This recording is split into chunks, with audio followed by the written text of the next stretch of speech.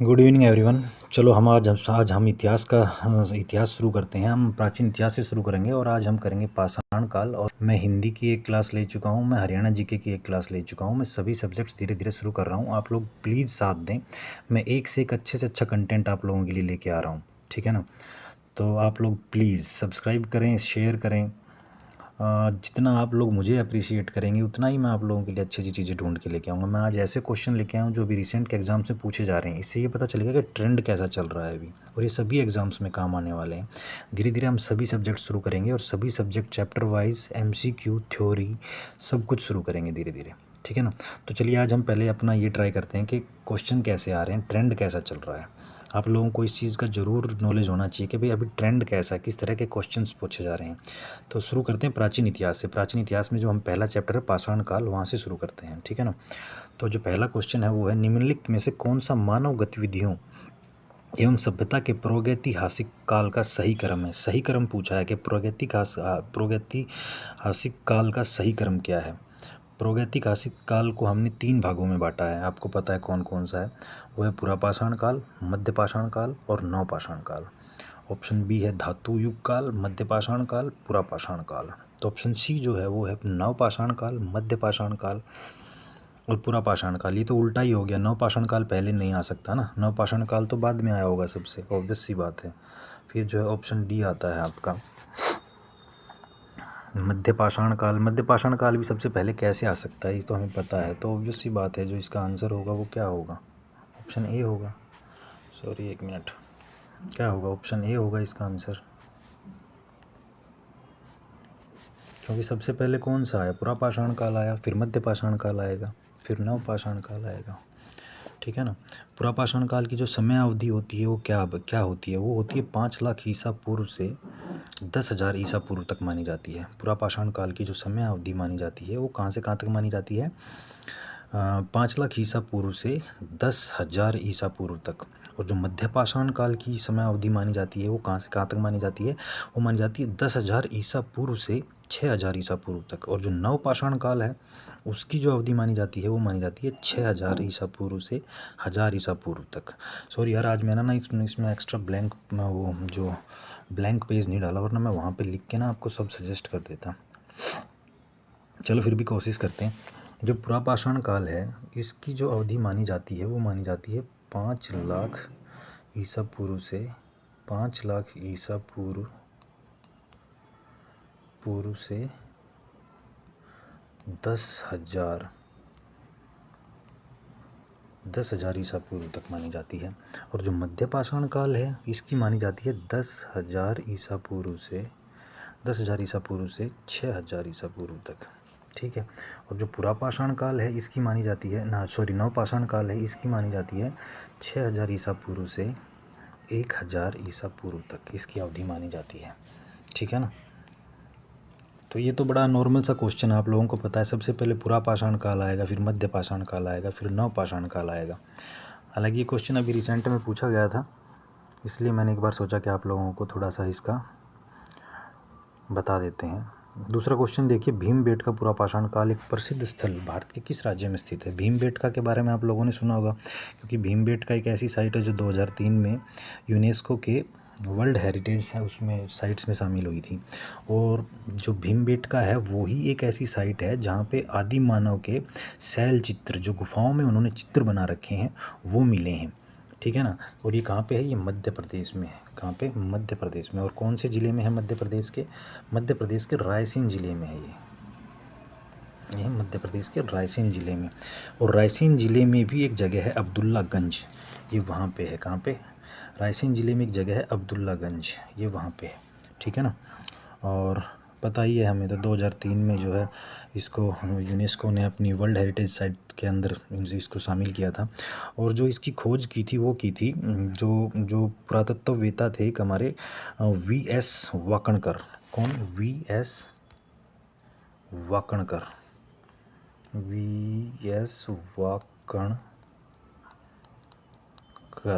VS Wakankar. इन्होंने इसकी खोज की थी 1957 और 58 के बीच, 1957 और 8 के बीच। एक्चुअली हुआ क्या था कि जो वी एस वाकणवर जी थे ना, ये सोहगी घाट पे पहले चट्टान चित्रों की खोज के लिए सही स्थान नहीं है। इनको ये पहले से अंदाज़ा हो गया था।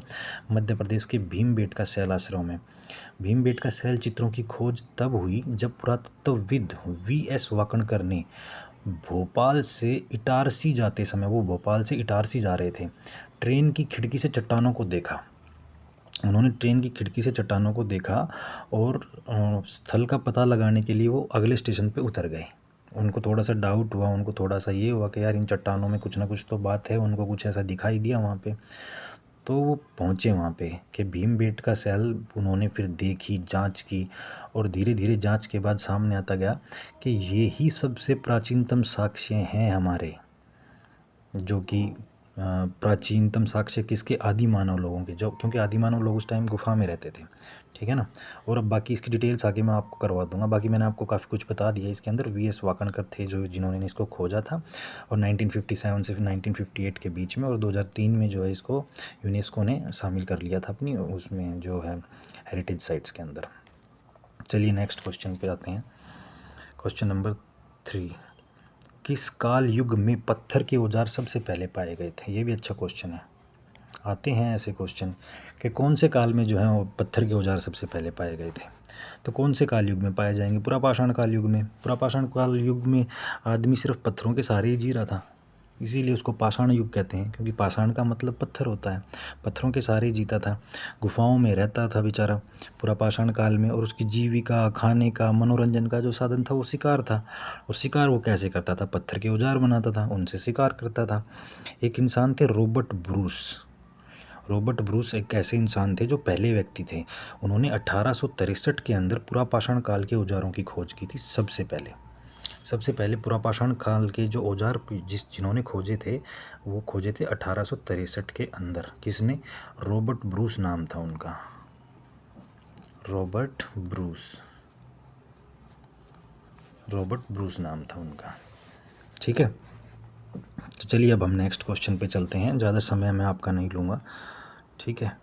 अब आता है कार्बन डेटिंग के बारे में। कार्बन डेटिंग के बारे में पूछा गया है कि वो किसकी आयु निर्धारण के लिए प्रयुक्त होती है। कार्बन डेटिंग किसकी आयु के लिए होती है? कार्बन डेटिंग ऑब्वियस सी बात है, जो जीवाश्म फॉसिल फ्यूल्स होते हैं, जो दब जाते हैं, जो पुराने होते हैं बहुत सारे, उनके लिए यूज़ होती है कार्बन डेटिंग। और जो कार्बन डेटिंग की जो टेक्निक है, ये उम्र बताने के लिए होती है। जो जीवाश्म होते हैं या फिर जो पुरानी जो चीज़ें होती हैं, जो पुराने नमूने होते हैं, उनकी आयु निर्धारण करने के लिए कि कितनी पुरानी है।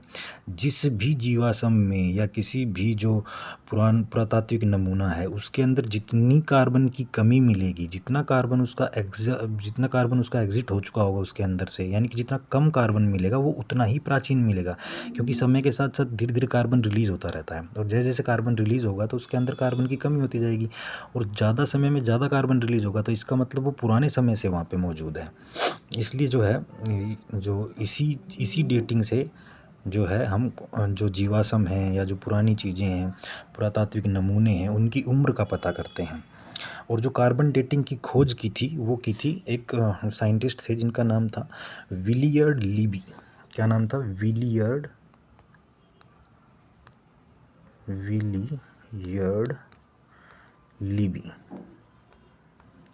लीबी उनका नाम था।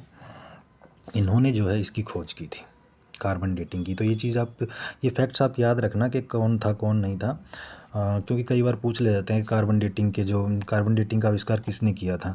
तो विलियर्ड लीबी नाम था इनका। और ये मेनली किसके काम आती है कार्बन डेटिंग? जीवाश्म जो फॉसिल फ्यूल्स होते हैं, उनकी उम्र पता करने के लिए, ठीक है। बाकी ठंड काफ़ी चल रही है, इसलिए थोड़ा अपना ध्यान रखना, बाकी पढ़ाई जारी रखो, ठीक है। नेक्स्ट क्वेश्चन देखते हैं कौन सा है। चलिए नेक्स्ट क्वेश्चन जो है वो है, 1 मिनट यार। नेक्स्ट क्वेश्चन है,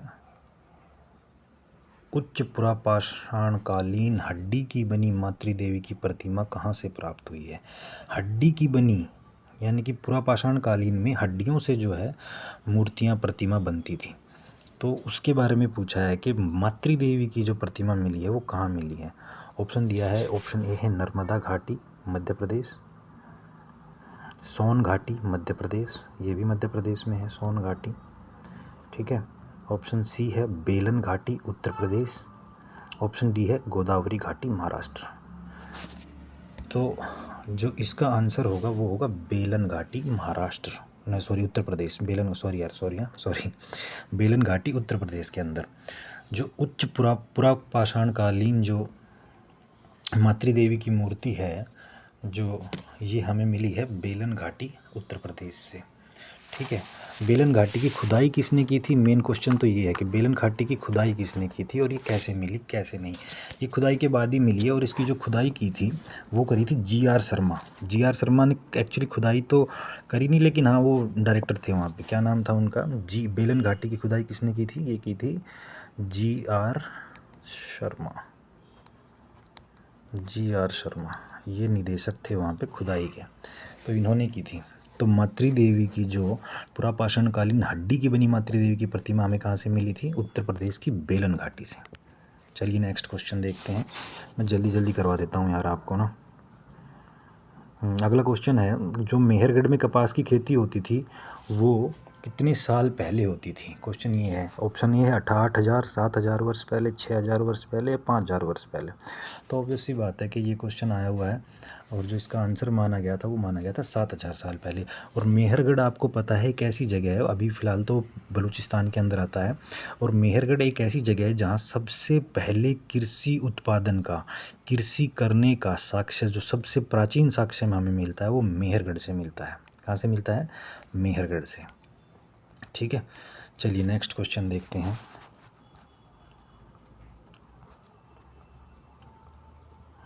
ये क्वेश्चन बताइए, मध्य पाषाण युगीन लोगों ने सबसे पहले किस जानवर को पालतू पशु बनाया, जिसको हम आज भी बनाते हैं यार। ऑब्वियस सी बात है, एक जो कुत्ता है वो ही एक लॉयल होता है, बाकी लॉयल और भी होते हैं, पालतू पशु और भी हैं, लेकिन उस समय में जो है आदि मानव के साथ मध्य पाषाणकालीन युगीन में जो सबसे पहले जो कुत्ता पालतू पशु बनाया गया वो कुत्ते को बनाया गया था। ठीक है ना, वो कुत्ते को बनाया गया था। पाषाणकालीन युगीन को पाषाणकालीन किस लिए बोलते हैं, क्योंकि यहाँ पे सब कुछ पत्थरों से ही चल रहा था। ठीक है, चलिए नेक्स्ट क्वेश्चन देखते हैं। होमो इरेक्टस का एक कपाल निम्न में से किस स्थल से प्राप्त हुआ। ये एसएससी सीपीओ 12 दिसंबर 2019 को पूछा हुआ क्वेश्चन है। होमो इरेक्टस का एक कपाल निम्न में से किस स्थल से प्राप्त हुआ था। ऑप्शन ए है नर्मदा घाटी में हथनोरा, ऑप्शन बी नर्मदा घाटी में होशंगाबाद, ऑप्शन सी सोन घाटी में बागोर, या ऑप्शन डी बेलन घाटी में बांसघाट। तो इसका जो आंसर होगा, क्या लगता है आपको क्या होगा इसका आंसर। इसका आंसर होगा ऑप्शन ए नर्मदा घाटी में हथनोरा। नर्मदा घाटी में हथनोरा। नर्मदा घाटी जो है वो मध्य प्रदेश में स्थित है, आपको पता है, तो हथनोरा भी जो है वो अपने मध्य प्रदेश में ही स्थित है। हथनोरा कहाँ स्थित है, मध्य प्रदेश में स्थित है, नर्मदा घाटी में। ठीक है ना। और जो सबसे पहले जो होमो इरेक्टस का एक कपाल मिला था वो हमें यहीं से मिला था। ठीक है, और होमो इरेक्टस जो है वो प्लीस्टोसीन काल से मनुष्यों की प्रजाति थी। प्लीस्टोसीन काल जो कौन सा था, प्लीस्टोसीन काल, प्लीस्टोसीन वही काल था, पुरापाषाण काल ही। प्लीस्टोसीन काल से ही मनुष्यों की प्रजाति थी। हथनोरा में जो है प्राचीन अवशेषों की खोज 1982 में हुई थी। प्राचीन मानव अवशेषों की, मनुष्य के जो कपाल हो गया, कपाल मतलब अपना दिमाग जो होता है, मनुष्य का जो कपाल, मनुष्य के अन्य अवशेष जो थे वो 1982 में यहीं से मिले थे हमें, हथनोरा से। ठीक है, और ये कब मिले थे, 1982 में। और जो खोजे किसने थे, जिन्होंने ये मिले थे हमें 1982 में। ठीक है, और ये खोजे थे एक पुरातत्ववेत्ता थे जिनका नाम था अरुण सोनकिया। क्या नाम था, अरुण सोनकिया।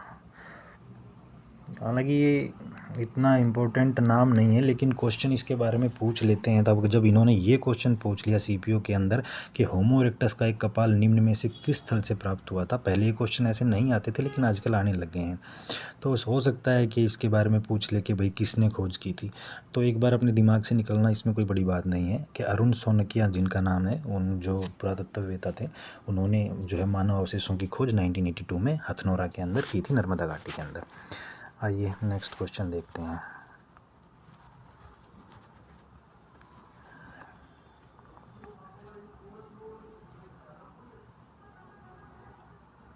ये क्वेश्चन देखिए, प्राचीन भारतीय इतिहास के किस काल में मिट्टी के बर्तनों का पता लगाया गया। सोचिए किस काल में लगाया गया होगा मिट्टी के बर्तनों का पता। ऑब्वियस सी बात है, नवपाषाण काल में ही बर्तन बनने शुरू हुए थे। पुरापाषाण काल में तो कहाँ बर्तन थे। सर्वप्रथम कृषि भी जो प्रारंभ हुई थी वो नवपाषाण काल में हुई थी। और जो भारतीय उपमहाद्वीप में सबसे पहले प्राचीनतम नवपाषाण कालीन बस्ती थी वो भी मेहरगढ़ में थी। बलूचिस्तान प्रांत जो मैंने आपको बताया था, बलूचिस्तान प्रांत पाकिस्तान का है, उसमें थी। और नवपाषाण काल का ही जो प्रमुख औजार था वो कौन सा था, पत्थर की कुल्हाड़ी। तो ज़्यादातर काम नवपाषाण काल में, क्योंकि नवपाषाण काल में काफ़ी बदलाव हुआ है। पहले लोग आदि मानव थे, लेकिन उसके बाद होमो सैपियंस आए, और होमो सैपियंस थोड़े से जिनको हम ज्ञान वाले मानव कहते हैं, तो उन्हीं की वजह से नवपाषाण काल के अंदर ही ये हुआ था। हालांकि आग का जो आविष्कार था वो पुरापाषाण काल के अंदर हो गया था। पहिए का जो आविष्कार हुआ था वो नवपाषाण काल के अंदर हुआ था, लेकिन आग का जो आविष्कार हो गया था वो पुरापाषाण काल में हो गया था। ठीक है, चलिए नेक्स्ट क्वेश्चन देखते हैं अभी। बस ये तो ख़त्म होने वाले हैं पुरापाषाण के। उसके बाद आपकी सिंधु घाटी की सभ्यता के 2-4 क्वेश्चन हैं, अच्छे क्वेश्चन हैं, लेकिन वो क्वेश्चन ज़्यादा अच्छे हैं। सिंधु घाटी से एक्चुअली हमारा इतिहास ही इस क्लास के बाद ही शुरू होगा, क्योंकि सिंधु घाटी सभ्यता के बाद ही अच्छे क्वेश्चन जो आएंगे। ये क्वेश्चन देखिए, भारत में मध्यपाषाण काल के संदर्भ में निम्नलिखित कथनों पर विचार कीजिए। ये मध्यपाषाण काल के बारे में है। मध्यपाषाण काल की मैंने आपको अवधि बताई थी 10,000 ईसा पूर्व से लेके 6,000 ईसा पूर्व तक, और नवपाषाण काल की अवधि मैंने आपको बताई थी 6,000 ईसा पूर्व से लेके 1,000 ईसा पूर्व तक। तो इस क्वेश्चन को पढ़िए एक बार, देखिए। भारत में मध्यपाषाण काल के संदर्भ में निम्नलिखित कथनों पर विचार कीजिए। पहला है, अलेक्जेंडर बर्न्स ने उत्तर प्रदेश के सोहागी घाट में भारत की प्रथम शैल चित्रों की खोज की। ये सही है या गलत है, ये बताना है आपको। उसके बाद दूसरा जो है उसमें लिखा है कि भीमबेटका शैल चित्रों की खोज उस समय हुई जब पुरातत्वविद वीएस वाकणकर ने भोपाल से इटारसी की यात्रा करते हुए रेलगाड़ी की खिड़की से शैल देखे तथा उस स्थल का अन्वेषण करने के लिए निकटतम रेलवे स्टेशन पर उतर गए। ऑप्शन सी देखिए, उड़ीसा की एक शैल कला में चित्र और उत्कीर्ण एक ही शैलाश्रय में विद्यमान नहीं है। तो प्रयुक्त में से कौन सा कथन सही है? केवल एक, केवल दो, तीन, या फिर डी 1 और 2? या आप दोबारा देखना चाहते हैं, दोबारा देख लीजिए तीनों को। पहला जो है अलेक्जेंडर बर्न्स के बारे में है कि उसने उत्तर प्रदेश के सोहागी घाट में भारत की प्रथम शैल चित्रों की खोज की। और जो ऑप्शन दूसरा है वो है भीमबेटका शैल चित्रों। ये भीमबेटका शैल चित्रों की खोज उस समय हुई जब पुरातत्वविद वीएस वाकणकर ने भोपाल से इटारसी की यात्रा करते हुए रेलगाड़ी की खिड़की से शैल देखे। ये बिल्कुल करेक्ट है आपका। पहला सही नहीं है, दूसरा सही नहीं है, दूसरा बिल्कुल सही है, तीसरा सही नहीं है। तो इसका आंसर होगा वो होगा केवल 2। मैं अभी इसके बारे में आपको थोड़ी सी एक्सप्लेनेशन बताता हूँ। जो अलेक्जेंडर बर्न्स था ना, इन्होंने भारत में पहली जो शैल चित्रों की खोज नहीं की। भारत में पहली शैल चित्रों की खोज जो की थी वो मध्य प्रदेश के भीमबेटका शैल आश्रम में वीएस वाकणकर जी ने की थी। जो सुहागी घाट पहले चट्टान चित्रों की खोज के लिए सही स्थान नहीं है। ठीक है ना, सोहागी घाट ये जा रहे थे, लेकिन चट्टान के चित्रों की खोज के लिए इनको सही स्थान नहीं लगा। और जब ये भीमबेटका शैल चित्रों की खोज जब हुई, जब पुरातत्वविद जो अपने वीएस वाकणकर साहब थे, ये क्या कर रहे थे, ये भोपाल से इटारसी जा रहे थे, और इटारसी जाते समय ट्रेन की खिड़की से इन्होंने चट्टानों को देखा, और इनको थोड़ा सा लगा कि यार यहाँ पे जो है शैल चित्र हो सकते हैं, इनको ऐसा कुछ दिखा वहाँ पे। तो इन्होंने क्या किया कि अगले स्टेशन पे उतर गए, निकटतम जो इनका स्टेशन था, नेक्स्ट स्टेशन, वहाँ पे उतर गए। और ये कथन बिल्कुल सही है, ठीक है ना।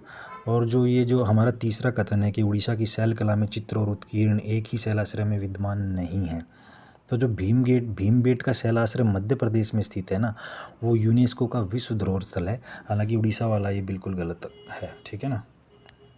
तो इसका जो आंसर होगा वो होगा केवल 2, केवल 2, केवल 2 बिल्कुल सही है।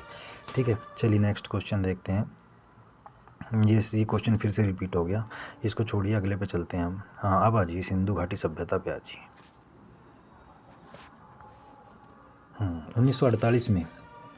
1948 में अर्नेस्ट मैके ने उल्लेख किया कि हड़प्पा शहर लोथल में जल निकासी व्यवस्था के लिए नालियों को खालिस्तान ईंटों से बनाया गया था। कैसी ईंटों से बनाया गया था? ऑप्शन है, पक्की ईंट थी, मिट्टी की थी, या लाल थी, या बलुआ पत्थर थे। यार ऑब्वियस सी बात है, पकी हुई ईंट थी। हमारी जो सिंधु सभ्यता थी वो बड़ी ही नगर सभ्यता थी। बड़े ही लोग वहाँ के अच्छे लोग थे, बड़े ही पढ़े लिखे लोग थे, काफ़ी मतलब सांस्कृतिक रूप से समतावादी वैसे थे, सब कुछ अच्छा था उन लोगों का। तो पकी हुई ईंटें थी वो सारी की सारी। तो इसका आंसर क्या होगा? पकी हुई ईंटें। जो नालियाँ वगैरह बनी हुई थी वो सब पकी हुई ईंटों से बनी हुई थी, ठीक है ना। और जो हड़प्पा सभ्यता का जो लोथल जो है, वो हड़प्पा सभ्यता का आप लोगों को पता है कि एक प्रमुख जो है बंदरगाह है। लोथल क्या है? बंदरगाह। अभी इसके बारे में और डिटेल बताऊंगा। ये भोगवा नदी के किनारे था। अभी धीरे धीरे आगे आपको उसकी सारी डिटेल बताऊंगा।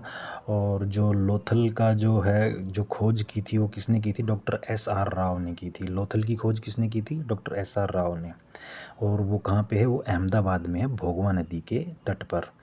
और उसको जो है लघु हड़प्पा भी कहते हैं, लोथल को ही। लोथल को क्या कहते हैं? लोथल को ही जो हम लघु हड़प्पा भी कहते हैं, लघु हड़प्पा भी कहते हैं। लोथल से जो हमें प्राप्त चीज़ें हुई हैं ना, क्या क्या मिला है हमें लोथल से? लोथल से एक तो हमें फारस की मोहर मिली है, फारस की मोहर। तीसरी 3 युगल समाधि, मतलब 3 कपल्स की समाधि मिली है हमें वहाँ पे। और बाजरा और धान, ये इसके साक्ष्य मिले हैं हमें। किस किस के, क्या क्या मिला है हमें लोथल से? जो हमें मेन चीज़ें मिली हैं वो मैं आपको एक बार बता देता हूँ। एक तो फारस की मोहर मिली है। लोथल से क्या मिला है हमें? यार आज ना मैं ब्लैंक पेज डालना भूल गया, वरना उस पर मैं लिख के ना आपको उस पर एक्सप्लेन करके। एक तो फारस की मोहर, फारस की मोहर मिली है। दूसरा 3 युगल समाधियाँ मिली हैं। कितनी? 3 युगल समाधियाँ मिली हैं। 3 कपल्स की जो है समाधियाँ मिली हैं, 3 युगल समाधियाँ मिली हैं। तीसरा क्या मिला है हमें यहाँ पे? हमें यहाँ पे बाजरे और चावल के साक्ष्य मिले हैं, बाजरे और चावल के साक्ष्य, ठीक है। चलो अगला क्वेश्चन देखो, मैं जल्दी जल्दी करवा देता हूँ आपको। निम्नलिखित में से कौन सा सिंधु घाटी स्थल अब पाकिस्तान में स्थित है? वैसे पाकिस्तान के अंदर काफ़ी बड़े बड़े शहर जो है ना सिंधु घाटी सभ्यता के, वो वहाँ पे चले गए हैं। जैसे हड़प्पा चला गया, मोहनजोदड़ो चला गया है। तो काफ़ी बड़े बड़े शहर जो हैं हमारे, वो वहाँ पे चले गए हैं। तो हड़प्पा है वहाँ पे, आलमगीरपुर है, या कालीबंगा है, या लोथल है? तो वैसी बात है यार, हड़प्पा है। हड़प्पा कहाँ पे है पाकिस्तान के अंदर? हड़प्पा जो है ना पाकिस्तान के अंदर एक ज़िला है, मोंटगोमरी। कौन सा ज़िला है? मोंटगोमरी। ये वहाँ पे स्थित है, मोंटगोमरी।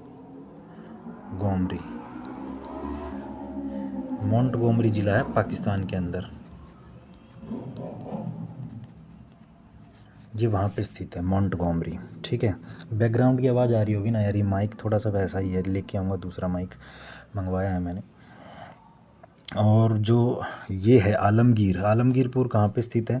आलमगीरपुर कहाँ पे स्थित है? ये सब आपको पता होगा आलमगीरपुर कहाँ पे स्थित है, क्योंकि ये मेरठ में स्थित है। और जो है सब हड़प्पा सभ्यता का पूर्वी स्थल है, ये सबसे पूर्वी स्थल है। और ये कौन सी नदी पे? ये हिंडन नदी के ऊपर, हिंडन नदी के ऊपर। और मेरठ जो है ज़िला पड़ता है यूपी के अंदर, तो ये मेरठ ज़िले में है आलमगीरपुर, ठीक है ना। कालीबंगा कहाँ पड़ता है? कालीबंगा पड़ता है हमारा हनुमानगढ़ राजस्थान में। कहाँ पे? हनुमानगढ़ राजस्थान के अंदर। जैसे जैसे क्वेश्चन आते जाएंगे मैं आपको धीरे धीरे सारी डिटेल करवाता जाऊंगा। और लोथल आपको पता है ये कहाँ पड़ता है? लोथल तो मैंने अभी आपको बताया, भोगवा नदी के किनारे पड़ता है, अहमदाबाद के अंदर, ठीक है। तो कौन सा स्थल है जो पाकिस्तान में है अब, जो पाकिस्तान में स्थित है, वो है हड़प्पा। और ये कौन सी नदी के ऊपर था? ये रावी नदी के पास है, रावी नदी के पास, ठीक है, रावी नदी के किनारे पे है। चलिए नेक्स्ट क्वेश्चन देखते हैं। सिंधु घाटी सभ्यता के विशाल स्नान घर के बारे में निम्नलिखित में से कौन सा कथन सत्य है? जो सिंधु घाटी सभ्यता में विशाल स्नान घर कहाँ मिला है? इस विशाल स्नान घर मिला है मोहनजोदड़ो के अंदर, ठीक है ना। तो उसके बारे में पूछा है कि इसके बारे में जो है सत्य कथन क्या है, इसके बारे में सत्य कथन क्या है। पहला है, इसका उपयोग अनाज भंडारण के लिए किया जाता है। नहीं, उसके लिए अनागार था, स्नानागार नहीं, स्नान घर नहीं। स्नान घर में कौन अनाज जो है भंडारण करेगा, ठीक है। ऑप्शन बी है, इसका उपयोग संभवतः धार्मिक प्रायोजन के लिए किया जाता है। हो सकता है इसका कहने का मतलब ये है कि कोई ऐसा धार्मिक प्रायोजन हो कि तब जब सब लोग मिलके यहाँ पे नहाते हों, तब जो इसका प्रयोग किया जाता हो। आज भी हमारे यहाँ के लोग जैसे तटों पे नहाने नहीं जाते हैं, छठ पूजा हो या फिर कोई और पूजा हो, कोई और ऐसा हो, तो वहाँ पे कोई भी ऐसा धार्मिक आयोजन होता है तो होता है, आज भी हमारी संस्कृति में ये चलता है। ठीक है। ऑप्शन सी है, इसका उपयोग शहर की पानी की टंकी के रूप में किया जाता है। नहीं, ये भी नहीं होगा मेरे हिसाब से। और ऑप्शन डी है, इसका उपयोग खेती के लिए किया जाता है। नहीं, तो सही ऑप्शन इसका क्या होगा? इसका जो सही ऑप्शन होगा वो होगा ऑप्शन बी। इसका उपयोग संभवतः धार्मिक प्रायोजन के लिए किया है, क्योंकि ये बना ऐसे था जिससे लगता है कि ये कैसे बना हुआ था। इसकी जो मैं बताता हूँ आपको, इसकी जो चौड़ाई थी वो तो थी 7.03 मीटर। कितनी थी? 7.03 मीटर। जो इसकी लंबाई थी वो थी 11.88 मीटर। और जो इसकी गहराई थी वो थी 2.43 मीटर। ये इसकी गहराई थी। और इसमें अंदर जाने के लिए, नीचे जाने के लिए इसमें सीढ़ियाँ बनी हुई थी। ठीक है ना? तो मतलब इस तरह का सनाना घर था ये, जिससे देख के लगता था कि हाँ भाई, ये जो है ये किसी धार्मिक आयोजन के लिए इसका जो है प्रयोग किया जाता है। धार्मिक प्रायोजन के लिए लोग इकट्ठे होते होंगे, वो स्नान करते होंगे। ठीक है। और इसमें जो सीढ़ियाँ बनी थी ना, वो 9 सीढ़ियाँ बनी हुई थी। 9 सीढ़ियाँ बनी हुई थी। ये जब इसकी खुदाई हुई, जब सब पता चला, तब पता चला है ये इसकी 9 सीढ़ियाँ बनाई गई थी तालाब में उतरने के लिए, वहाँ नीचे उतरने के लिए। और जो है फिट के अंदर मैं अगर बताऊँ, मैंने आपको मीटर के अंदर बताया, फिट के अंदर बताऊँ तो 39 फिट तो ये लंबा था, लगभग 39 फिट लंबा। ठीक है, 39 फिट लंबा था और 23 फिट चौड़ा और 8 फिट गहरा। 23 फिट चौड़ा और 8 फिट गहरा। 39 फिट लंबा, 23 फिट चौड़ा, 8 फिट गहरा था। ठीक है। लेकिन हम स्नान घर की बात कर रहे हैं, लेकिन सिंधु घाटी सभ्यता की जो सबसे बड़ी इमारत मिली है वो मिली है विशाल अन्नागार, जहाँ पे अनाज का भंडारण करना था, क्योंकि नहाने से ज़रूरी भाई लोगों का खाना ज़रूरी है, इसलिए वहाँ पे अन्नागार जो थे वो बड़े थे, काफ़ी बड़े बड़े थे अन्नागार सिंधु घाटी सभ्यता में। वो भी मोहनजोदड़ो से मिलते हैं। वो आगे क्वेश्चन आएगा तब मैं आपको बताऊँगा। चलिए नेक्स्ट क्वेश्चन पे चलते हैं। हड़प्पा सभ्यता का मोहनजोदड़ो स्थल किस नदी के तट पर है? मोहनजोदड़ो स्थल किस नदी के तट पर है, बताइए। ऑप्शन ए है सिंधु नदी, ऑप्शन बी है झेलम नदी, ऑप्शन सी है ब्यास नदी, ऑप्शन डी है घाघरा नदी। हड़प्पा सभ्यता का मोहनजोदड़ो, मोहनजोदड़ो भी पाकिस्तान के अंदर पड़ता है, आपको पता है। तो ये जो पड़ता था ये सिंधु नदी के किनारे के ऊपर था। अब मैं आपको कुछ एक शहर बता देता हूँ जो हड़प्पा सभ्यता के हैं, जो हमारी सिंधु घाटी सभ्यता के हैं, वो किस किस नदी पे पड़ते हैं। ठीक है ना? तो जो हड़प्पा था, ये हड़प्पा जो था, हड़प्पा सभ्यता ही बोल देते हैं इसको। हड़प्पा जो था ये था रावी नदी के तट पर, और मोहनजोदड़ो मैं आपको बता ही चुका हूँ, ये था सिंधु नदी के तट पर। यार आज मैंने ना इसमें ब्लैंक पेज नहीं डाले, वरना मैं वहाँ पे लिख लिख के आपको सब कुछ बता देता। आलमगीरपुर मैंने बताया आपको अभी, हिंडन नदी के ऊपर था। कालीबंगा कहाँ पे था? कालीबंगा राजस्थान के अंदर हनुमानगढ़ ज़िले में, ये था घग्गर नदी के किनारे पर। कहाँ पे? घग्गर नदी के किनारे पर था कालीबंगा। ठीक है। उसके बाद लोथल जो था वो था भोगवा नदी, अहमदाबाद में आपको बता चुका हूँ अभी मैंने थोड़ी देर पहले। और फिर आता है सुतका गेंडोर। सुतका गेंडोर कहाँ पे है? ये बलूचिस्तान के अंदर है, और ये दाश्क नदी के ऊपर था। ये दाश्क नाम की एक नदी थी, दाश्क अभी भी है। ठीक है। दाश्क नाम की नदी के किनारे पे पड़ता है। एक पड़ता है रोपड़। रोपड़ कहाँ पड़ता है? अपना पंजाब के अंदर। और ये कौन सी नदी के किनारे पड़ता है? रोपड़ पड़ता है सतलुज नदी के किनारे पे, सतलुज नदी के किनारे पे। ठीक है। दोबारा रिवाइज करवाऊँगा एक बार। हड़प्पा पड़ता था रावी नदी के ऊपर, मोहनजोदड़ो पड़ता था सिंधु नदी के घाट पे, और आलमगीरपुर पड़ता है हिंडन नदी मेरठ में जो आता है। कालीबंगा पड़ता था घग्गर नदी के किनारे पर, लोथल पड़ता था भोगवा, और रोपड़ पड़ता था सतलज, और जो सुतका गेंडोर था वो पड़ता था दाश्क नदी के ऊपर। चलिए नेक्स्ट क्वेश्चन जल्दी करवा देता हूँ यार। सिंधु घाटी की सभ्यता की नृत्य करती हुई लड़की की मूर्ति की ऊंचाई लगभग कितनी है? जो सिंधु घाटी में एक नाचती हुई नर्तकी की कांस्य की मूर्ति मिली है, तो पूछ रहा है कि उसकी जो है लगभग ऊंचाई कितनी थी। 83 सेंटीमीटर थी, 169 सेंटीमीटर थी, या फिर 11 सेंटीमीटर थी, या फिर 111 सेंटीमीटर थी। तो ये थी 11 सेंटीमीटर। और ये कहाँ मिली थी? ये मोहनजोदड़ो से मिली थी। मोहनजोदड़ो से मिलने के बाद अब पाकिस्तान ने इसके ऊपर अपना क्लेम दिखाया था कि भाई ये हमें वापस दो, लेकिन इंडिया आपको पता है पाकिस्तान को कुछ भी नहीं देगा, क्योंकि पाकिस्तान आपको पता है किस तरह का इंसान है, किस तरह का देश है, नल्ला पाकिस्तान। चलिए अगले क्वेश्चन में चलते हैं। सिंधु इसकी ये मोहनजोदड़ो से प्राप्त हुई थी, कांसे की निर्मित है, ये कांसे से निर्मित है, नर्तकी की मूर्ति है और इसकी ऊंचाई लगभग 11 सेंटीमीटर, ये मैं आपको बता चुका हूँ। और इंडिया इसको कभी पाकिस्तान को देगा नहीं, पाकिस्तान तो ऐसे ही झूठे दावे करता रहता है, पीओके पे भी दावा करता है, कश्मीर पे भी दावा करता है, हर चीज़ पे दावा करता है, लेकिन वो जब तक नहीं पिट लेगा, मार खा लेगा, तब तक वो शांत नहीं बैठता है। चलिए नेक्स्ट क्वेश्चन में चलते हैं। 18th क्वेश्चन, सिंधु घाटी सभ्यता का हड़प्पा स्थल खालिस्तान द्वारा खोजा गया था। हड़प्पा स्थल की जो है खोज किसने की थी? ये मैं आज आपको सारी चीज़ें करवाऊंगा मैं आपको, ठीक है ना। ये मैं आपको सभी बताऊंगा, कौन कब कहाँ कौन सा जो शहर है किसने खोज की थी। तो हड़प्पा स्थल जो है ये सबसे पहले खोजा गया था हमें से। तो ऑप्शन देख लीजिए पहले आप। ऑप्शन ए है आर.डी. बैनर्जी, ऑप्शन बी है एन.जी. मजूमदार, ऑप्शन सी है सर जॉन मार्शल और राय बहादुर दयाराम साहनी। तो बताइए किसने खोजी थी हड़प्पा स्थल को? हड़प्पा स्थल को जो खोजा था वो राय बहादुर साहनी ने खोजा था। कब खोजा था? ये खोजा था 1921 में, ठीक है। और जो इसकी घोषणा की थी वो की थी जॉन मार्शल ने 1924 में। पूरे वर्ल्ड के सामने जो इन्होंने बताया था वो इन्होंने ही बताया था। कब? 1924 के अंदर। 1924 में जॉन मार्शल ने सबके सामने घोषणा की थी इस चीज़ की। सर जॉन मार्शल ने कब? 1924 के अंदर, कि भाई हमने जो है हड़प्पा सभ्यता का पहला शहर ढूंढ लिया है। और हड़प्पा सभ्यता की जो करी थी वो किसने की थी खोज? राय बहादुर दयाराम साहनी ने की थी, ठीक है। उसके बाद आता है मोहनजोदड़ो। मोहनजोदड़ो की किसने की थी? ये की थी 1922 के अंदर रखलदास बैनर्जी ने। रखलदास बैनर्जी ने कौन सी की थी? मोहनजोदड़ो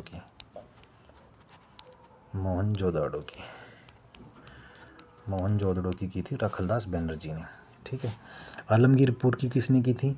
यगदत्त शर्मा ने। आलमगीरपुर जो अपना हिंडा नदी के किनारे है यूपी में, उसकी की थी यगदत्त शर्मा ने। वो यज्ञ करवा रहे थे वहाँ पे हिंडा नदी के किनारे और उनको आलमगीरपुर मिल गया। और लोथल की किसने की थी? एस.आर. राव ने की थी। लोथल जिसको गोदीवाड़ा भी कहते हैं, लोथल की जो उन्होंने की थी एस.आर. राव ने। लोथल की किसने की थी? एस.आर. राव ने। लोथल की भाई ना मैं अगली वीडियो में ना खाली पेज डाल के लाऊंगा, उस पर मैं आपको सब कुछ लिख के ना एक्सप्लेन कर करके तब समझाऊंगा, ऐसे मज़ा नहीं आएगा आप लोगों को। लोथल की किसने की थी? S R. Rao. Lothal S R. Rao. Mohenjodaro Rakhaldas Banerjee, R D. Banerjee भी कह सकते हो आप इसको, रखलदास बैनर्जी कह सकते हो। और जो है इसकी हड़प्पा की किसने की थी? दयाराम साहनी ने, ठीक है ना। तो ये चीज़ें आपको याद रखनी है। और कालीबंगा की किसने की थी? सॉरी, कालीबंगा तो रह गया मेन शहर। तो कालीबंगा की जो की थी, कालीबंगा की किसने की थी? कालीबंगा की थी बी.के. थापर और बी.बी. लाल ने। बी.के. थापर और बी.बी. लाल ने, ठीक है। चलिए नेक्स्ट क्वेश्चन देखते हैं 19वां। हड़प्पा सभ्यता का हड़प्पा खालिस्तान नदी के तट पर स्थित था। वो मैं आपको अभी बता चुका हूँ कौन सी नदी तट पे था। हड़प्पा का कौन सी नदी के तट पर था? ये था रावी नदी के। मैं और बाकी शहर भी बता देता हूँ आपको कौन कौन सी नदी के तट पर स्थित थे। जो मोहनजोदड़ो था वो सिंधु नदी के ऊपर था, मैं आपको बता चुका हूँ। मोहनजोदड़ो कौन सी नदी पे था? मोहनजोदड़ो सिंधु नदी के ऊपर था, ठीक है ना। और जो आलमगीरपुर है हिंडन मैं आपको बता चुका हूँ। कालीबंगा घग्गर में था, वो मैं आपको बता चुका हूँ। लोथल जो है वो भोगवा नदी के ऊपर था। रोपड़ सतलज नदी के ऊपर था। रोपड़ कहाँ था? सतलज नदी के ऊपर। और सुतका गेंडोर था वो दास नदी के ऊपर था, दास नदी के ऊपर, ठीक है। चलिए अब आपको मैं नेक्स्ट क्वेश्चन करवा रहा हूँ। नेक्स्ट क्वेश्चन देखते हैं। चलिए, पुरातात्विक स्थल सुरकोटदा किस राज्य में स्थित है? ऑप्शन ए है राजस्थान, ऑप्शन बी है पंजाब, ऑप्शन सी है बिहार, ऑप्शन डी है गुजरात। तो ये था गुजरात के अंदर। सुरकोटदा गुजरात के कच्छ में स्थित है। ये जो गुजरात का कच्छ का रण नहीं है, कच्छ में स्थित है। और ये हड़प्पा कालीन स्थल है। यहाँ से जो हमें मिला है वो ज़रूरी है। हमें यहाँ से जो है ना वो घोड़े की हड्डियों के साक्ष्य मिले हैं। क्या मिले हैं? सुरकोटदा से हमें घोड़े के हड्डियों की साक्ष्य जो घोड़े के हड्डियों के साक्ष्य मिले हैं, घोड़े के हड्डियों के साक्ष्य, ठीक है। और गुजरात में एक और स्थल है धोलावीरा जिसको बोलते हैं, वो भी हड़प्पा स्थल है। उसकी जो खोज की थी वो किसने की थी? वो 1967 और 68 में जेपी जोशी जी ने की थी। किसकी? गुजरात में धोलावीरा स्थान की। चलिए नेक्स्ट क्वेश्चन करते हैं। वर्ष 1944 में भारतीय पुरातत्व सर्वेक्षण के महानिदेशक के रूप में किसने पदभार संभाला और हड़प्पा की खुदाई का जिम्मा लिया? तो ये कौन थे? दयाराम सानी, जॉन मार्शल या राखलदास बनर्जी या एम व्हीलर? ये थे एम व्हीलर। इन्होंने 1944 में जो है ये जो हमारा आर्कियोलॉजी डिपार्टमेंट है उसके ये जो है डायरेक्टर बने, और डायरेक्टर बनते ही जो इन्होंने हड़प्पा की खुदाई का जिम्मा लिया कि भाई हाँ हम करेंगे खुदाई, लेकिन उससे पहले ही हमारे लोग कर चुके थे। तो एम व्हीलर ने क्या किया था? 1944 में जो है भारतीय पुरातत्व सर्वेक्षण के महानिदेशक के रूप में इन्होंने अपना पदभार संभाला, ठीक है। कब संभाला इन्होंने? 1944 के अंदर, you can see right now 1944 में संभाला था, ठीक है ना। और इन्होंने क्या किया? इन्होंने अपने कार्यकाल में भी कुछ अच्छे काम किए इन्होंने। जैसे एक है हड़प्पा सभ्यता का ही एक स्थल है, एम व्हीलर ने अपने कार्यकाल में अपने कार्यकाल के दौरान ही हड़प्पा, अरिकामेडु तथा ब्रह्मगिरी जैसे ऐतिहासिक स्थलों की इन्होंने दोबारा खुदाई करवाई। अरिकामेडु, ब्रह्मगिरी जैसे ऐतिहासिक स्थलों की खुदाई करवाई थी इन्होंने, ठीक है। और जो भारतीय पुरातत्व सर्वेक्षण की स्थापना अगर पूछी जाए तो आपको पता है कब हुई थी? भारतीय पुरातत्व सर्वेक्षण की स्थापना जो है 1861 में हुई थी। और ये किसने करी थी 1861 के अंदर? किसने की थी 1861 के अंदर? ये की थी अलेक्जेंडर कनिंघम ने, और कनिंघम ही इसके पहले डायरेक्टर थे। किसने की थी? Alexander Cunningham. 1861 के अंदर अलेक्जेंडर कनिंघम ने की थी 1861 के अंदर। ये पहले फर्स्ट जो है ये डायरेक्टर भी थे, यही थे, फर्स्ट डायरेक्टर भी यही थे, अलेक्जेंडर कनिंघम ही थे। 1861 जो फैक्ट हमें याद रखने वो क्या है? 1861 में इसकी स्थापना हुई थी। अलेक्जेंडर कनिंघम इसके पहले निदेशक थे, उन्होंने इसकी स्थापना की थी। ये 2-3 फैक्ट हैं जो हमें याद रखने हैं। और 1944 में जो है वो एम व्हीलर बना था। एम व्हीलर ने कुछ खुदाइयाँ करवाई थी, जैसे हड़प्पा की खुदाई करवाई थी, ब्रह्मगिरी की खुदाई करवाई थी, ऐसे कुछ स्थलों की उसने खुदाई करवाई थी। अरिकामेडु है एक स्थल, उसकी खुदाई इसी ने करवाई थी, ठीक है ना। नेक्स्ट क्वेश्चन देखिए, निम्नलिखित में से कौन सा हड़प्पा स्थल हरियाणा में है? तो हरियाणा के अंदर जो है कालीबंगा राजस्थान में है, लोथल गुजरात के अंदर है, धोलावीरा भी गुजरात के अंदर है, तो राखीगढ़ी है। राखीगढ़ी जो है ये हरियाणा के हिसार ज़िले में पड़ता है। हरियाणा वाले बच्चों को तो पता ही होगा, मोस्टली जो बच्चे हैं हरियाणा के वो राखीगढ़ी को बहुत पढ़ते हैं, क्योंकि हरियाणा जीके में राखीगढ़ी से बहुत क्वेश्चन आते हैं। तो राखीगढ़ी जो है वो हरियाणा ज़िले में है, ठीक है ना। और जो कालीबंगा है राजस्थान में है। हड़प्पा के स्थल हैं ये सारे के सारे। धोलावीरा गुजरात में है, जिसे हड़प्पा जो धोलावीरा है ना, इसे हड़प्पा सभ्यता का एकमात्र जो है स्टेडियम माना जाता है, कि खेल का मैदान था ये धोलावीरा, ठीक है। चलिए नेक्स्ट क्वेश्चन में चलते हैं, जल्दी जल्दी करवा देता हूँ यार। सिंधु सभ्यता के लोग खालिस्तान बनाने के लिए तांबे और टीन को मिश्रित करते थे। तो टीन और तांबे को मिश्रित किसके लिए बनाने के लिए कहते थे? ऑब्वियस ही बात है, टीन और तांबे को बनाएंगे तो मिलाएंगे तो क्या बनेगा? कांसा बनेगा। कांसा बनाते थे, ठीक है ना। तो सिंधु घाटी के जो लोग थे वो कांसा बनाने के लिए तांबे और टीन को मिश्रित करते थे। और सिंधु घाटी सभ्यता का जो पहला स्थल है हड़प्पा 1921 में पाकिस्तान में, अभी जो फ़िलहाल पाकिस्तान में है, लेकिन 1921 में दयाराम सानी ने उसकी खोज की थी। ये कुछ फैक्ट्स हैं जो मैं आपको बता देता हूँ। सिंधु घाटी सभ्यता का जो प्रमुख केंद्र है हड़प्पा, वो हड़प्पा ही था, इसलिए इस सभ्यता को हड़प्पा भी कह देते हैं, ठीक है।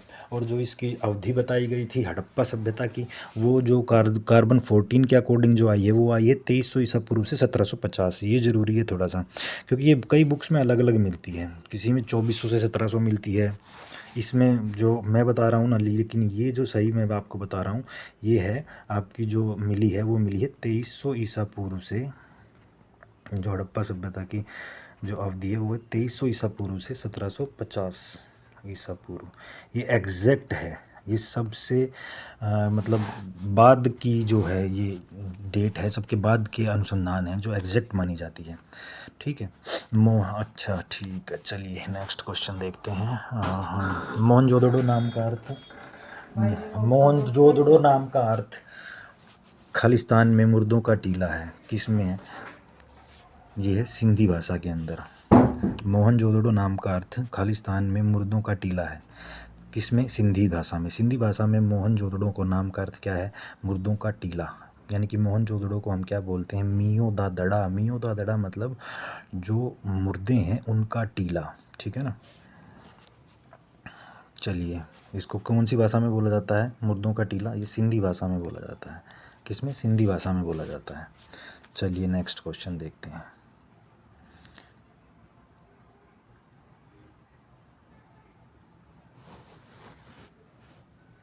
ये क्वेश्चन बीच में कहाँ से आ गया भाई?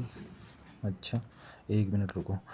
निम्नलिखित में से प्राचीन में भारत की कौन सी लिपि दाईं से बाईं ओर लिखी जाती है? कौन सी लिपि लिखी जाती है बताओ? तो ये लिखी जाती है हमारी खरोष्ठी लिपि। कौन सी? खरोष्ठी लिपि।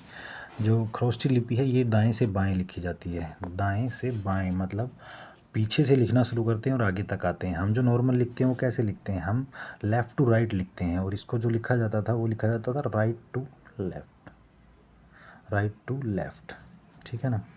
और जो सबसे पहले खरोष्ठी लिपि पढ़ी थी वो किसने पढ़ी थी? जेम्स प्रिंसेप ने। किसने? जेम्स प्रिंसेप ने पढ़ी थी।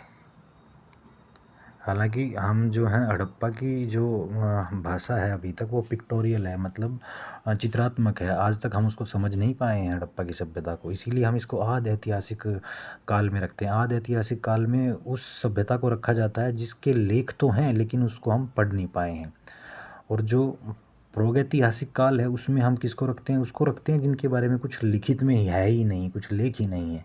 और इतिहास में हम उनको रखते हैं जिनके बारे में लेख में है और उनको हम पढ़ पाए, उसको हम इतिहास के अंदर रखते हैं, ठीक है ना। तो जेम्स प्रिंसेप ने पढ़ी थी, और क्या पढ़ा था इसने? अशोक के जो अधिकांश अभिलेख थे ना प्राकृतिक भाषा तथा ब्राह्मी लिपि में थे, और जो खरोष्ठी भाषा थे उसमें भी थे। तो सबसे पहले खरोष्ठी भाषा को पढ़ने वाला कौन था? जेम्स प्रिंसेप, ठीक है ना।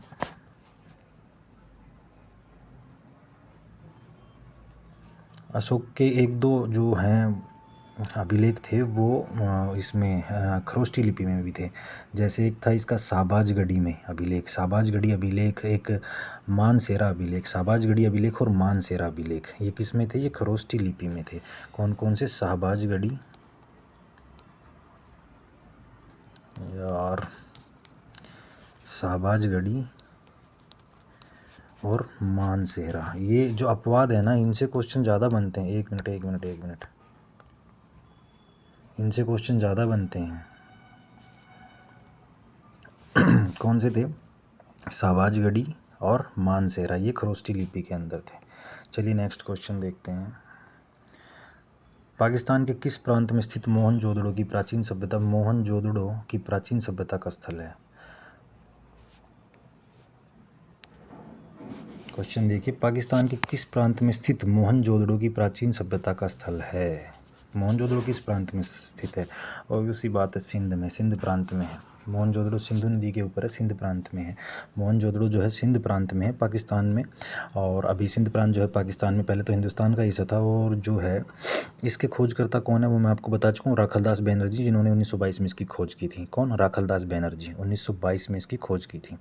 और जो मोहनजोदड़ो से हमें जो प्राप्त स्थल हैं वो एक तो हमें स्नानागार मिला है बहुत बड़ा, एक अन्नागार मिला है बहुत बड़ा, ठीक है ना। और जो हड़प्पा जो शहर है वो भी पाकिस्तान के अंदर है, लेकिन वो किस में है? पंजाब प्रांत के अंदर है। पाकिस्तान में है हड़प्पा, वो पंजाब प्रांत में है, पाकिस्तान के पंजाब प्रांत में, जिसकी खोज दयाराम साहनी ने 1921 में की थी, ठीक है ना। हड़प्पा सभ्यता का जो समय काल है वो मैं आपको बता चुका हूँ, 2300 से 1750। ये एग्जैक्ट है 2300 से 1750, सबसे सटीक माना जाता है। कौन सा टाइम? 2300 से 1750, 2300 से 1750। कई जगह आपको 2400 से 1700 भी मिलेगा, लेकिन वो सही नहीं है, इतना ज़्यादा सटीक नहीं है जितना इसको माना जाता है सटीक, ठीक है। नेक्स्ट क्वेश्चन देखिए, बस अब 2-4 क्वेश्चन ही बचे हैं आपके, जल्दी जल्दी कर लेते हैं। सिंधु घाटी सभ्यता का बंदरगाह शहर निम्न में से कौन सा था? ऑब्वियस सी बात है, बंदरगाह शहर कौन सा था? लोथल था। कौन सा था? लोथल। लोथल कहाँ है? अहमदाबाद में। कहाँ, कौन सी नदी के ऊपर है?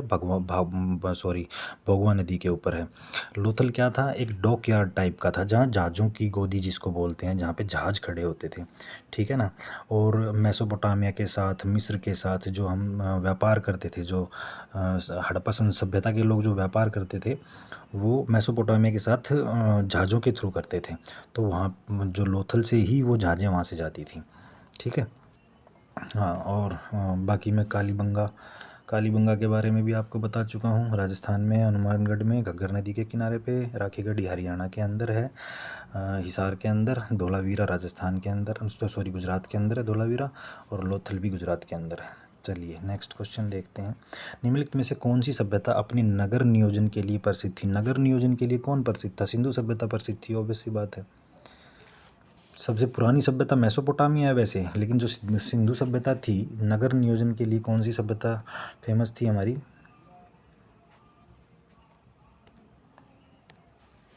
इसमें नगर नियोजन में सबसे बड़ी चीज़ें क्या क्या आती हैं? इसमें नगर नियोजन में बहुत सारी चीज़ें थी। क्या?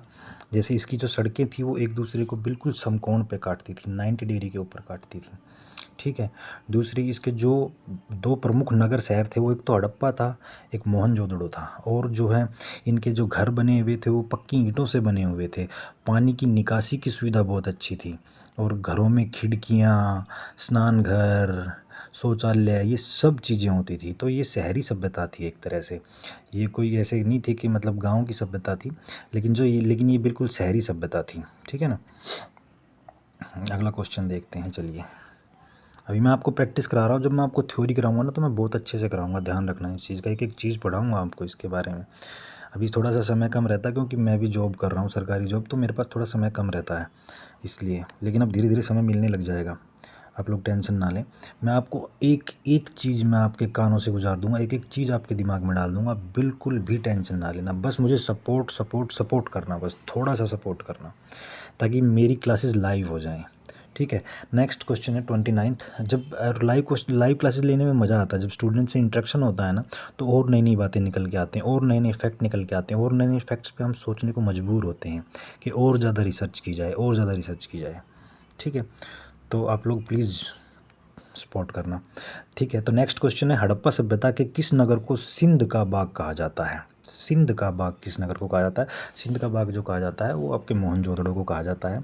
मोहनजोदड़ो को सिंध का बाग कहा जाता है। मोहनजोदड़ो को सिंध का नखलिस्तान भी कहा जाता है। मोहनजोदड़ो को सिंध का क्या कहा जाता है? नखलिस्तान। और इसे सिंध का बाग भी कहा जाता है, ठीक है ना। नदियाँ, कौन सी नदी पे कौन सा शहर था वो मैं आपको बता चुका हूँ। चलिए नेक्स्ट क्वेश्चन देखते हैं। आइए, अभी थोड़ा जल्दी जल्दी कर लेते हैं, क्योंकि काफ़ी टाइम हो गया यार, आप लोगों का टाइम है, इम्पोर्टेंट टाइम है।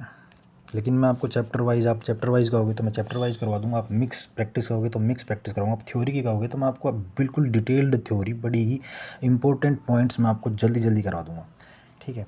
ये सूची 1 को सूची 2 से मिलाना है, तो मिलाइए। हड़प्पा है, लोथल है, कालीबंगा है, मोहनजोदड़ो है।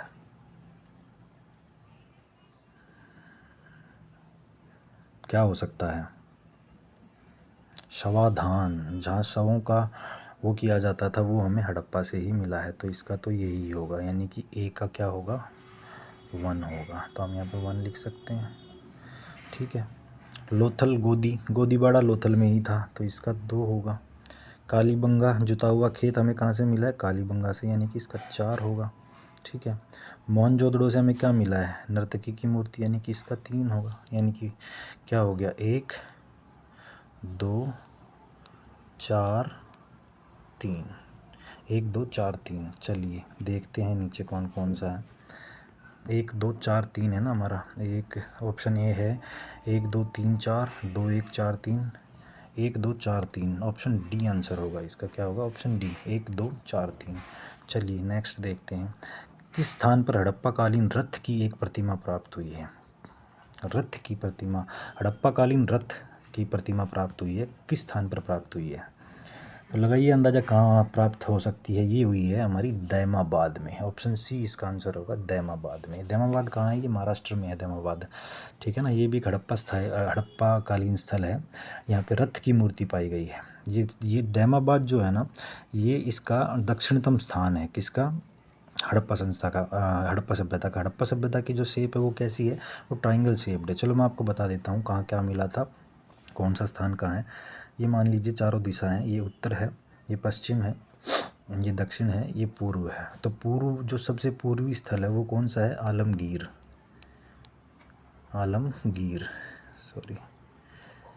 आलमगीर जो है सबसे पूर्वी स्थल है, जो हिंडन नदी के किनारे मिला है। और जो सबसे उत्तरी स्थल था वो कौन सा था? वो था मांडा। वो कहाँ मिला है? हमें जम्मू कश्मीर में मिला है मांडा, ठीक है। और दक्षिणतम स्थल था वो था दैमाबाद। ये कहाँ मिला है? ये महाराष्ट्र में, ठीक है। और जो सबसे पश्चिमी स्थल था वो था सुतका गेंडोर।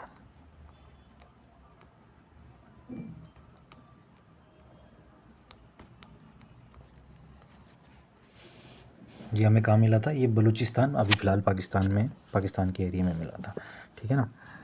पश्चिमी स्थान कौन सा? सुतका गेंडोर। उत्तरी स्थान कौन सा है? मांडा। और दक्षिणतम स्थान कौन सा? दैमाबाद महाराष्ट्र में। और पूर्वी स्थान कौन सा था हमारा? यूपी के अंदर, मेरठ जिले के अंदर, आलमगीरपुर, हिंडन नदी के किनारे। चलिए नेक्स्ट क्वेश्चन देखिए। मानव द्वारा सर्वप्रथम प्रयुक्त अनाज कौन सा था? मानव द्वारा सर्वप्रथम प्रयुक्त अनाज कौन सा था? गेहूँ, जौ, चावल या बाजरा? तो ये था जौ, ठीक है ना। जौ जो है वो मानव ने सबसे पहले यूज किया था। जौ का सर्वप्रथम प्रयुक्त अनाज, जौ को सबसे पहले इसने यूज किया था खाने के अंदर। और जो है जो पूरे विश्व में जो है ना, सर्वप्रथम जौ को 8000 ईस्वी पूर्व जो है ना, आसपास भूमध्य सागर एवं ईरान के मध्य स्थित पश्चिम एशिया में मानव द्वारा उगाया गया था। सबसे पहले जौ को ही उगाया गया था सर्वप्रथम 8000 ईस्वी पूर्व आसपास, ठीक है। और जो अभी नवीनतम जो शोध हुए हैं ना, अभी जो नवीनतम शोध हो रहे हैं, क्योंकि हड़प्पा के ऊपर रिसर्च चलते जा रहे हैं अभी भी, क्योंकि अभी तक ख़त्म नहीं हुए हैं। हड़प्पा अभी कम्प्लीटली ख़त्म नहीं हुई है। हर रोज़ नई साइट मिल जाती है। राखीगढ़ी में भी अभी और जो है खुदाई चल रही है, कई चरणों में खुदाई चलती है। तो जो अभी जो नया शोध निकला है ना, उसके अकॉर्डिंग जो है एक यूपी के अंदर एक जगह मिली है, संत कबीर नगर उत्तर प्रदेश में, जिसको लहुरा देव भी बोलते हैं। लहुरा देव, संत कबीर नगर मिली है एक जगह, ठीक है ना। जो यहाँ से लगभग जो 9000 से 7000 ईस्वी पूर्व तक से पहले की है। और उसमें मिले हैं जो है अभी चावल के साक्ष्य भी प्राप्त हुए हैं, ठीक है। तो चावल के साक्ष्य वैसे भी मेहरगढ़ से प्राप्त हो चुके थे हमें, लेकिन अभी जो है लेटेस्ट मिले हैं वो बोल रहे हैं कि ये सबसे प्राचीनतम है। प्राचीनतम कृषि के साक्ष्य सबसे वहाँ से मिले हैं, ठीक है। तो इन नवीनतम शोधों के पूर्व जो है भारतीय उपमहाद्वीप के प्राचीनतम कृषि साक्ष्य वाला स्थल कौन सा था? मेहरगढ़, जो मैं आपको पहले बता चुका हूँ। इनसे पहले सबसे प्राचीन किसको माना जाता था? ये तो नवीनतम शोध हुए हैं कि भाई जो अपना ये है लहुरा देव है, संत कबीर नगर है, इसमें मिले हैं सबसे प्राचीन। अभी नए जो शोध हुए हैं उनमें बोला जा रहा है, लेकिन उससे पहले किसको मानते थे? मेहरगढ़ को, जो पाकिस्तान में स्थित है, ठीक है बच्चों। तो आज के लिए इतना काफ़ी है। और आज मैंने लगभग सभी फैक्ट आपको पूरे करवा दिए हैं। जो मेन फैक्ट अभी पूछे जाते हैं वो सभी फैक्ट मैंने आपको पूरे करवा दिए हैं। आगे हम और कंटिन्यू करेंगे। कल करेंगे वैदिक सभ्यता के इंपॉर्टेंट क्वेश्चन जो अभी रिसेंटली पूछे गए हैं एग्ज़ाम्स में। तो ठीक है, चलते हैं, मिलते हैं फिर कल। और अभी शायद मैं एक वीडियो और डालूँगा हिंदी के क्वेश्चंस की, तो अगर आप चाहो तो हिंदी की प्रैक्टिस वहाँ से कर सकते हो। हाँ, बाकी पढ़ते रहो, मेहनत करते रहो, ठीक है ना। एक ना एक दिन ज़रूर जीत जाओगे। हार मान के नहीं बैठना, बस इस चीज़ का ध्यान रखना, क्योंकि विवेकानंद जी ने कहा था ना कि उठो, जागो और लक्ष्य की प्राप्ति तक मत रुको, कभी मत रुको। जब तक लक्ष्य प्राप्त ना हो जाए तब तक नहीं रुकना है, मत रुको, ठीक है ना। और लक्ष्य आपको अवश्य प्राप्त होगा, बस लगे रहिए दिल से। तो थैंक्स गाइस,